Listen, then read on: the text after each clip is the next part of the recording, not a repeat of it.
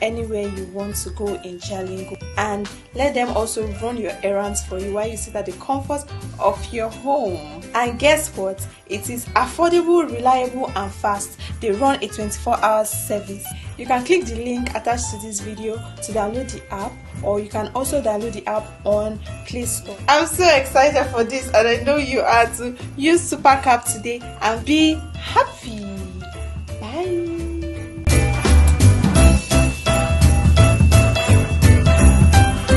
What if I told you there's a cab service you can book right now in Jalingo?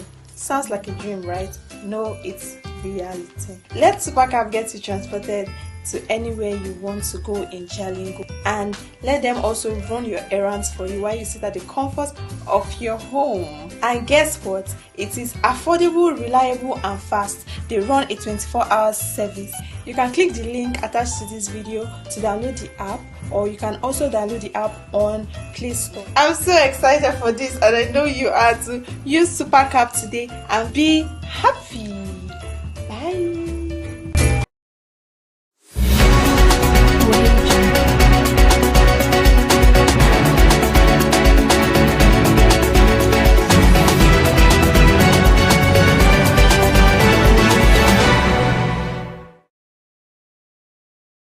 Welcome to the broadcast of news at 9 p.m. on Sun TV, the pulse of the nation. Hi, I'm Abraham Minor Judah. By the major headlines. Maiman supporters allege political motive in 33.8 billion naira fraud trial. Governor Agbooke first attends coronation of Mbege Kamichika in Adamawa State. Tinubu committed to completing all road projects, says Umahi. Hamas frees 6 hostages in Gaza in exchange for Palestinian detainees. Arsenal title bid rocked by 0-1 West Ham loss. Now the news in full. Maiman supporters allege political motive in 33.8 billion naira fraud trial. Supporters of former Minister of Power, Engineer Saleh Maiman, has raised concerns that the 33.8 billion naira money laundering allegations against him may be politically motivated. In a statement released in Jalingo, Taraba State on Friday and signed by Jacob Sunkani, the group argues that recent development in the trial at the Federal High Court in Abuja suggests Maiman could be exonerated. Reported to testimony from a key prosecution witness, Abdullahi Suleiman, the Bureau de Change operator, which they claim complicates the case against the former minister. During cross-examination by Maiman's defense counsel, Femi Ate, SAN, Suleiman, according to the supporters, admitted that its companies received payment both before and after Maiman's tenure. Document presented in court shows that funds were transferred to various entities including Fullest Utility Concept, Platinum Touch Enterprise Limited, and Silver Line Ocean Ventures between 2018 and 2022, some of which they claim occurred after Maiman left office on September 1, 2021. Suleiman further disclosed that he returned some funds, including $217 million and an undisclosed sum in US dollars to the Economic and Financial Crimes Commission (EFCC). He stated that he has been informed by a third party, Minor Goje, that the EFCC was the intended recipient of the funds. Under re-examination by EFCC counsel Rotimi Oyedepo, SAN, Suleiman admitted that the agency told him the payments originated from the Ministry of Power. However, he acknowledged that transaction descriptions did not explicitly link the funds to the ministry, instead of referencing generic terms such as federal MIB payment for office consumer. The supporters insist that if credible evidence exists against Maiman, it should be presented transparently rather than relying on what they describe as speculative allegations.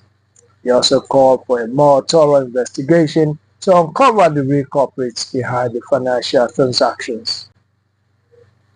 Governor Agbooke first attends coronation of Mbege Kamichika in Adamawa State. The governor of Taraba State, Dr. Agbooke first, on Thursday joined his Adamawa State counterpart, Right Honorable Umaru Ahmadu Fintiri, to grace the coronation and presentation of staff of office to the new second-class chief of Michika, the Mbege Kamichika, in Michika local government area of Adamawa State. The Chief Judge of Adamawa State, Justice Afsat Abdulrahman, administered the oath of office to the new chief. Addressing the gathering, Governor Umaru Adamu Fintiri noted that the creation of the chiefdom is a step taken by its administration to harness both human and natural resources that abound in the area, and stressed the need to make the chiefdom a symbol of unity and growth. Governor Umaru Adamu Fintiri further stressed the need for the promotion and sustenance of peace and unity to allow everyone to contribute to the growth of the society. He disclosed that his government is investing in critical infrastructure and other sectors of the economy to give the people a platform to contribute and realize their full potential. Fintiri reiterated commitment to building bonds of unity and upholding the value of fairness and progress. In his acceptance speech, the Mbege Kamichika, Professor Bulus Luka Gadiga, who bestowed the Chieftaincy of the Shield of Michika on Governor Fintiri, extended his deepest appreciation to the governor for giving the Michika people a voice. He encouraged the youths to use social media with decorum to promote growth and not to destabilize society. He added that he will collaborate with the new chiefs to ensure peace reigns in all nooks and crannies of Adamawa State. We are fighting insecurity, engaging our youth in Taraba, says Governor Kefas. Governor Agbu Kefas of Taraba State have emphasized the administration's commitment to tackling insecurity and empower youth in the state. Speaking after his participation in the Monish Security Conference, Kefas highlighted the importance of international collaboration and strategic partnership in driving development and addressing global challenges. Kefas emphasized Nigeria's potential as one of Africa's largest economies, stressing the need for policies that attract foreign investment and drive sustainable economic growth. In Taraba State, its administration is implementing initiatives to boost food security, including mechanizing agriculture, embarking on irrigation projects, and training farmers.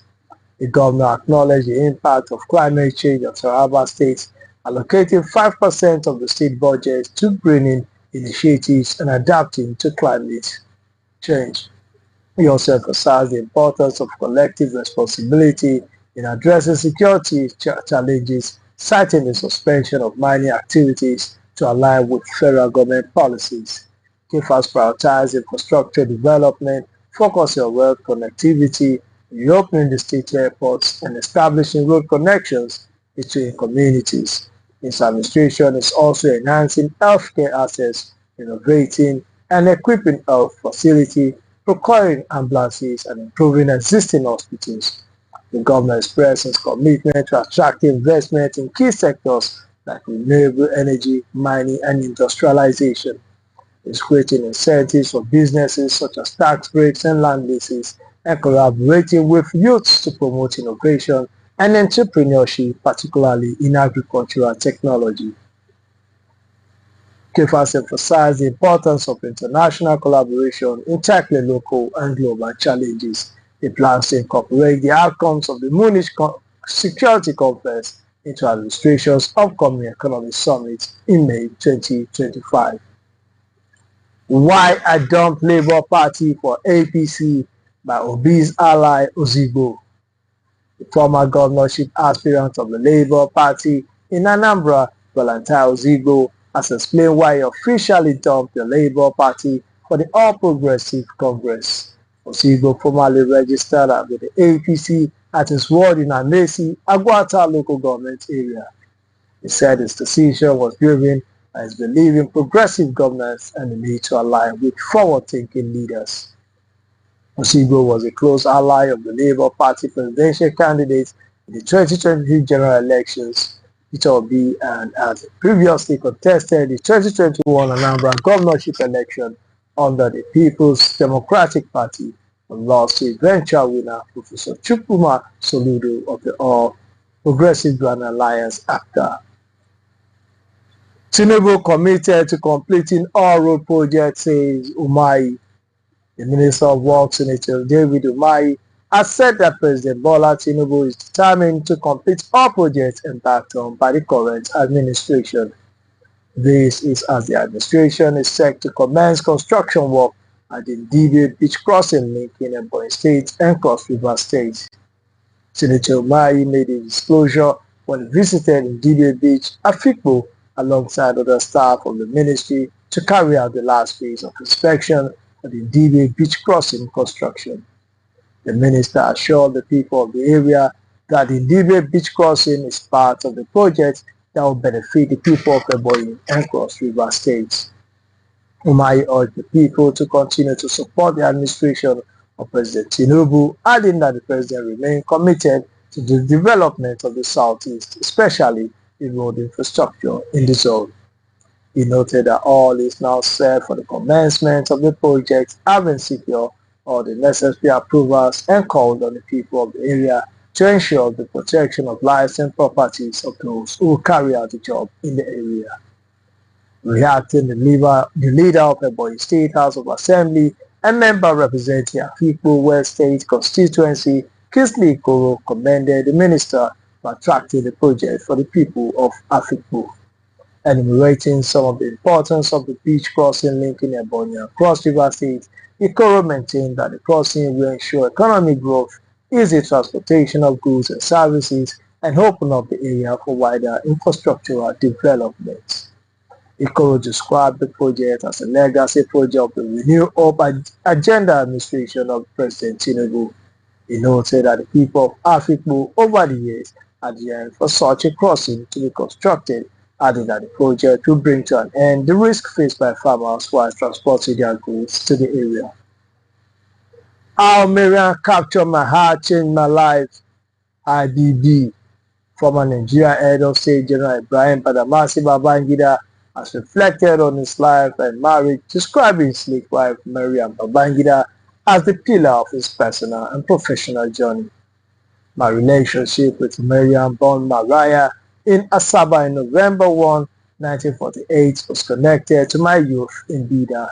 Garbaduba, my friend from secondary school, and I entered course 6 at the Nigerian Military Training College, NNTC in Kaduna on December 10, 1962. I first met Mariah at Duba's house. Duba's auntie Asabi was Mariah's mother. We shared digs in Kaduna, and I saw more of her. Duba was like a brother to me, which allowed me to spend time with Mariah. Young military officers often have shoplifting reasons, myself included. Despite this, I was fond of Mariah, and she grew fond of me. Our relationship felt predestined. At NMTC, I became more aware of her. We remained friends through my early army years, including training abroad. Mariah attended Kunamina College and the Federal Training Center in Kaduna. During the crisis before the Civil War, her uncle adopted her and her siblings, leading to the surname King on her marriage certificate. I have chosen Mariah before leaving the hospital. After my discharge, I went to Kaduna and shared my intentions. I admire her reserved nature and upbringing, and I was determined not to accept no. Fortune favored me, and I felt lucky. Mariam was initially skeptical of IBB's sincerity, wary of his reputation. Despite this, he enlisted the support of her family, particularly her uncle, to win her over. He also assured her that he would remain faithful and avoid polygamy, a promise he upheld throughout their marriage. Initially, Mariah was skeptical of me as marriage material due to my past. She doubted my seriousness and often echoed her concern. However, her family had no objections and enlisted help from Garbaduba's father to strengthen my proposal. In my proposal, I assured her I would not take multiple wives, understanding that avoiding polygamy would lead to a stable family life. I wanted a true partner, and she exceeded my expectations. Bello Turji finds Sokoto communities 22 million naira over slain bandits. Notorious bandit leader Bello Turji has imposed a 22 million levy on 4 villages in Sokoto State following the death of one of his gang members during a military operation. The Granger land and fine is also intended to cover the cost of firearms allegedly lost during the raid. Aminu Boza, a lawmaker representing Sabon Birni West in the Sokoto State House of Assembly, told journalists that one of the affected villages is Garin Idi, the hometown of Deputy Governor Idris Gobir. Boza further revealed that Tuji has shifted his base to the eastern part of Isa local government area of Sokoto State. He is just like a businessman who has multiple shops and is going around to supervise them, Boza stated. He is currently in the eastern part of Isa. That was where the villagers met him for negotiation, and he reduced the money from 25 million to 22 million naira. The lawmaker criticized the military for not maintaining a sustained presence in the area, leaving villages vulnerable to attacks whenever troops withdraw. I have always criticized the military for not sustaining their operation in the eastern part of Sokoto because anytime they withdraw, it is the villages that bear the brunt, he said. Despite multiple assurances from the Ministry of Defense, whose officials have visited Sokoto several times, Boza lamented that banditry remains a significant threat. He highlighted a recent attack in which 6 members of the Sokoto community guards were killed. Boza also revealed that Tuji is demanding 250,000 naira from the family of each of the 13 worshippers abducted in Sabon Birni local government area about 2 weeks ago. So far, 5 captives have been released after the families paid the ransom.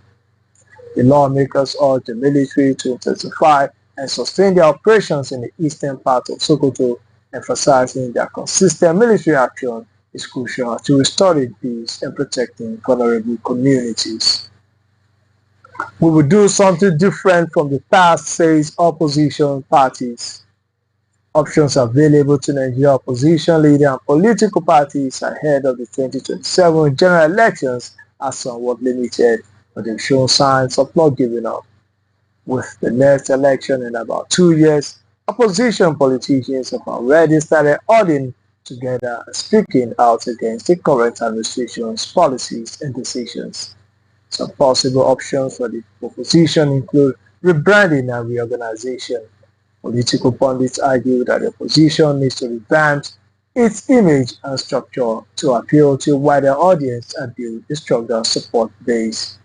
It also needs to build coalitions and form alliances now more than ever before to create a united front against the All Progressive Congress APC. The political camp of Atiku Abubakar, one of the leading opposition figures, is upbeat about the possibility of the opposition causing an upset come 2027. A source within the camp who pleaded anonymity because he was not authorized to speak on the matter explained that Atiku, like other opposition leaders, is conscious of the issues at stake. The source said Atiku, like his colleagues, is in opposition is fully aware of what is at stake. At this point, the issue of position sharing is not on their minds. What is on their mind is not about who will be president or vice president. It's about saving our country from an avoidable catastrophe staring us in the face. There's a serious realignment of forces coming. This is unlike what has happened in the past because as a nation we are facing an existential threat. What we will do will be different from what we did in the past. Any sign of unity among the opposition attracts institutional attacks from the ruling party.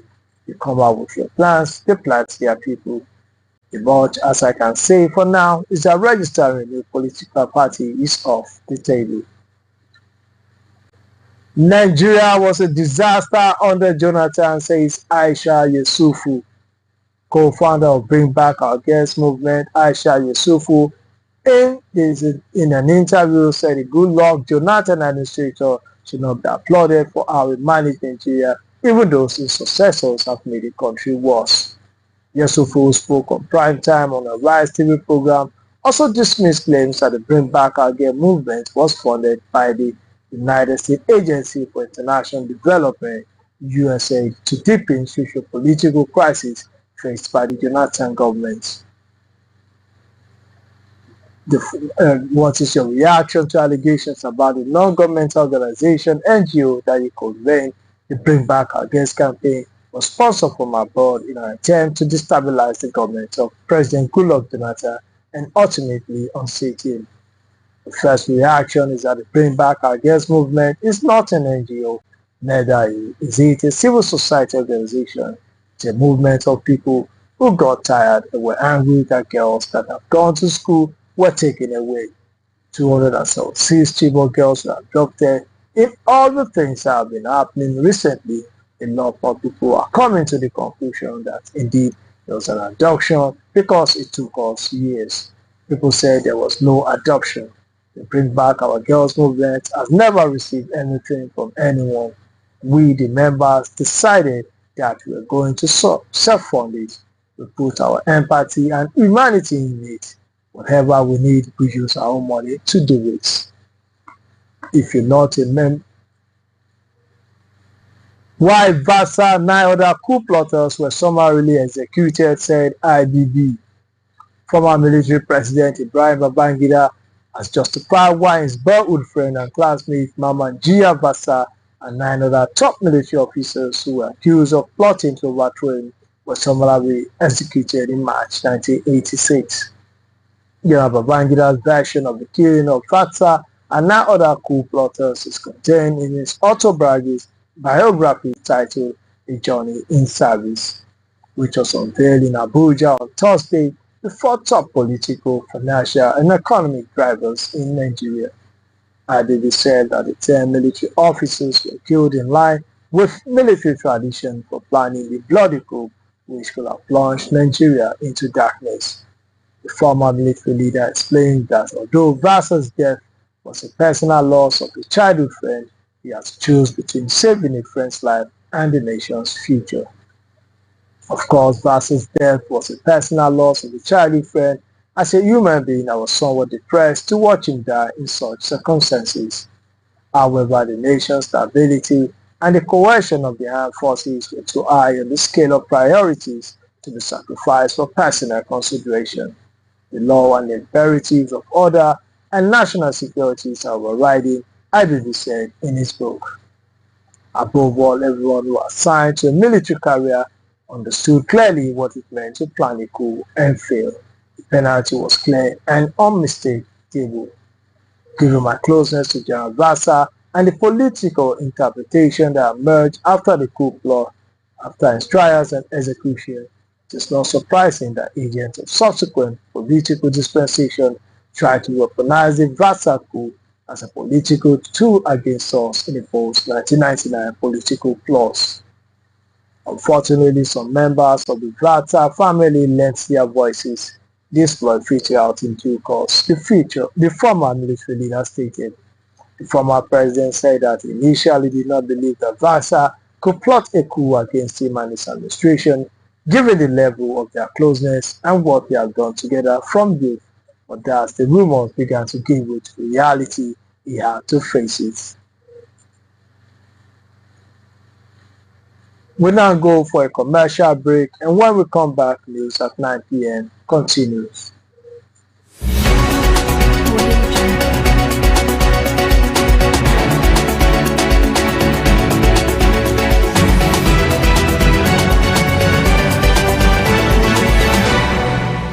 Repayment plan. We are located in different parts of Taraba State. Jalingo branch, opposite Civil Service Commission, 183 Amarua Way, 090-3134-4333. Zing branch, Zenith Bank agent beside College of Education, Zing, 070-3125-2559. Are you a businessman or woman? Do you need loan to grow your business? At Taraba Business Development Center, we offer both business and personal loan with flexible repayment plan. We are located in different parts of Taraba State. Jalingo branch, opposite Civil Service Commission, 183 Amarua Way, 090-3134-4333. Zing branch, Zenith Bank agent beside College of Education, Zing, 070-3125-2559. Are you a businessman or woman? Do you need loan to grow your business? At Taraba Business Development Center, we offer both business and personal loan with flexible repayment plan. We are located in different parts of Taraba State. Jalingo branch, opposite Civil Service Commission, 183 Amarua Way, 090-3134-4333. Zing branch, Zenith Bank agent beside College of Education, Zing, 070-3125-2559. Are you a businessman or woman? Do you need loan to grow your business? At Taraba Business Development Center, we offer both business and personal loan with flexible repayment plan. We are located in different parts of Taraba State. Jalingo branch, opposite Civil Service Commission, 183 Amarua Way, 090-3134-4333. Zing branch, Zenith Bank agent beside College of Education, Zing, 070-3125-2559. Are you a businessman?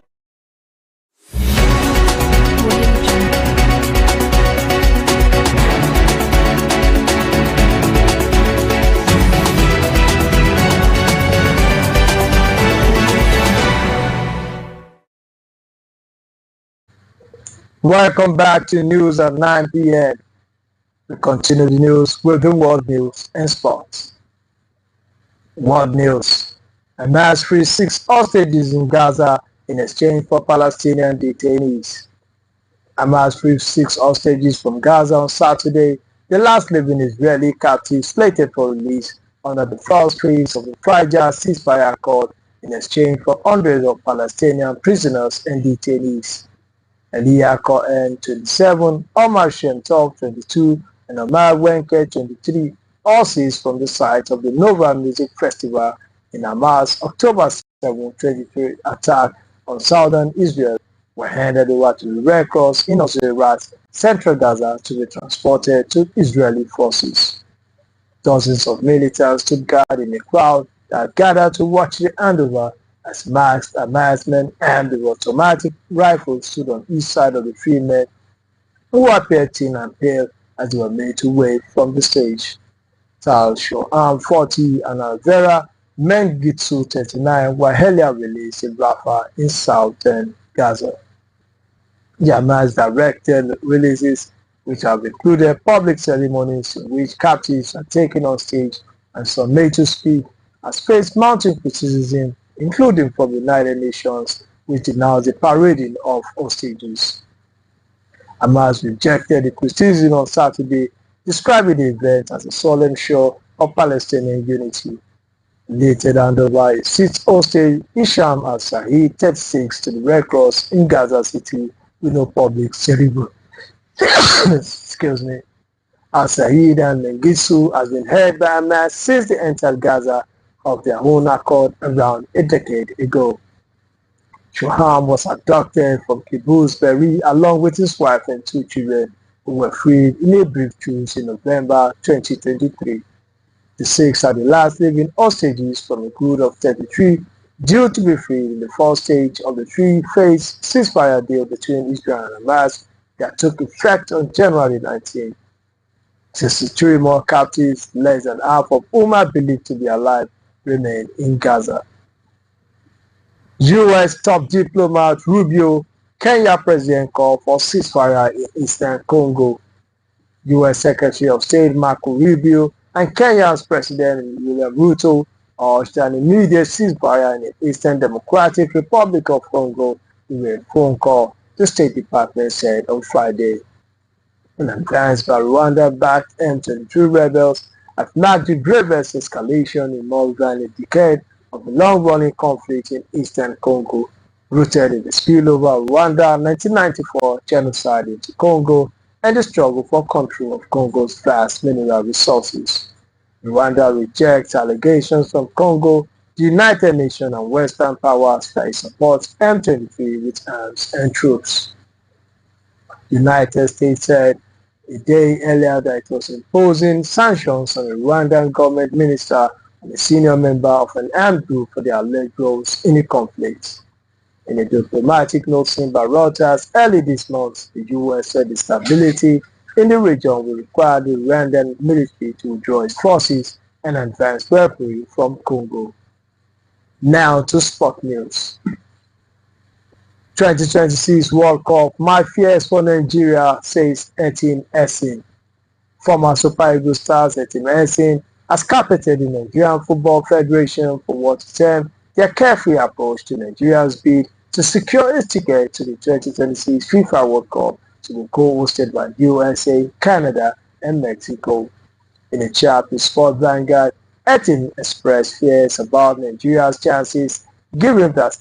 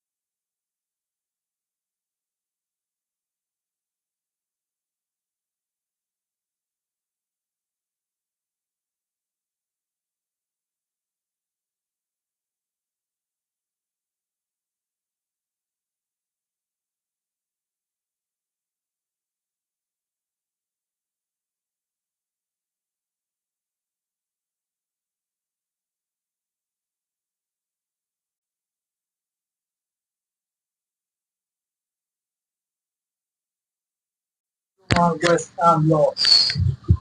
Arsenal Premier League title bid suffered a huge blow as West Ham shocked London over the 10-9 Gunners on Saturday.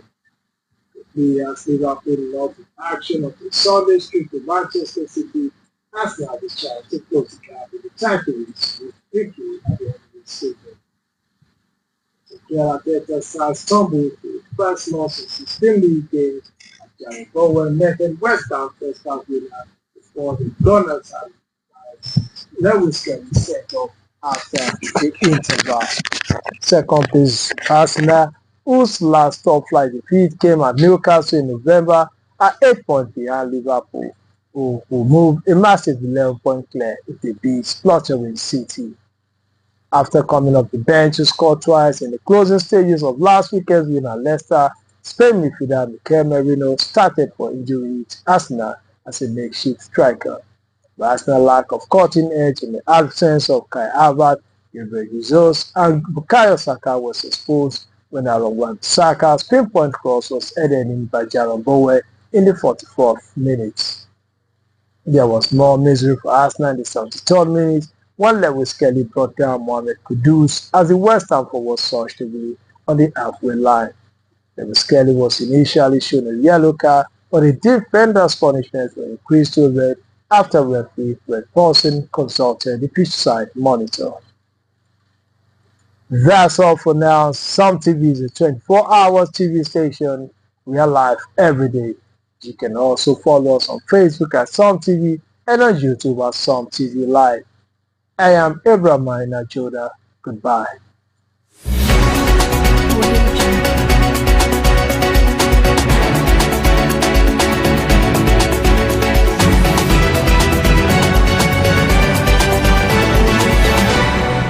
Or woman, do you need loan to grow your business? At Taraba Business Development Center, we offer both business and personal loan with flexible repayment plan. We are located in different parts of Taraba State. Jalingo branch